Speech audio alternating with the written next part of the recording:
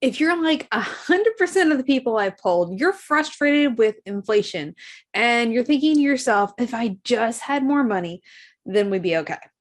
I get it. Specifically, I remember in February of 2021, I'm in Texas and we had something that was called Snowmageddon, right? And what happened with Snowmageddon in Texas, we don't really get a lot of snow. When we get things, it's normally ice. And because it's ice, we can't really, we don't have the tools to handle it because it's not something that normally happens. But with Snowmageddon, we essentially had Arctic Circle weather here in Texas. And, there was a run on food at the stores. There was electricity outages. There was water.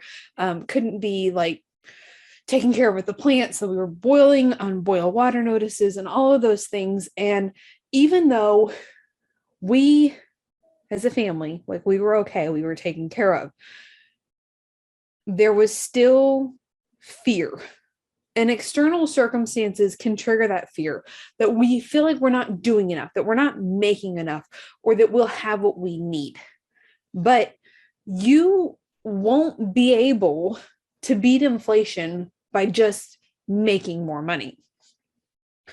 Making money will help, but it isn't a solid solution because of a couple of different things.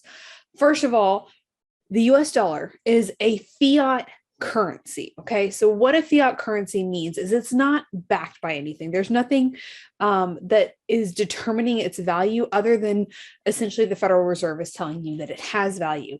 They can print as much money as they want. And this is why leaving your money in a bank account or investing heavily in the stock market isn't the solution, because they have literally printed half of the money that's in circulation right now in the last 18 months. It would be incredibly difficult to make enough money to outpace the rate that it's printed. I would say it's impossible, but I'm trying to give it the benefit of the doubt, but it's basically impossible.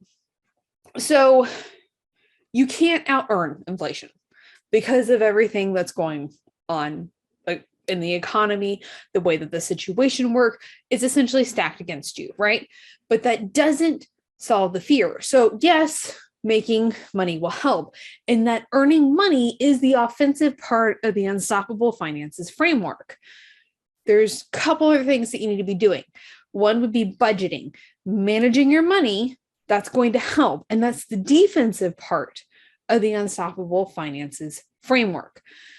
And then the third part, the other thing that you need to be doing is strengthening your mindset and how you approach things. And that's going to help. That's the third part of the Unstoppable Finances framework that we talk about. We call that the battlefield, the economics, the rules of the game. Knowing these things, understanding the economy, that's the battlefield. Knowing these things, it's all important.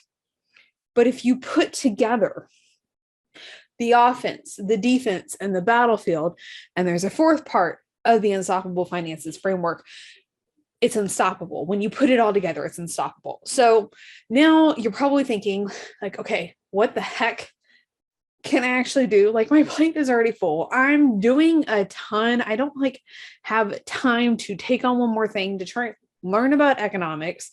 What the heck do I need to do then, Amy? Don't worry. We're going to talk about that in the next video.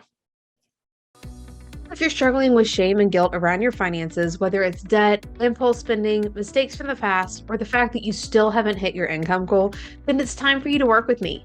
There are different levels of support and price points that you can use on the path to removing that guilt and shame so you can step into your unstoppable life. After all, your finances are unique to you, and your support should be too.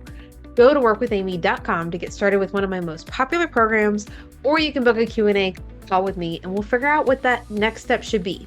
And those links are hanging out in the description of this video as well.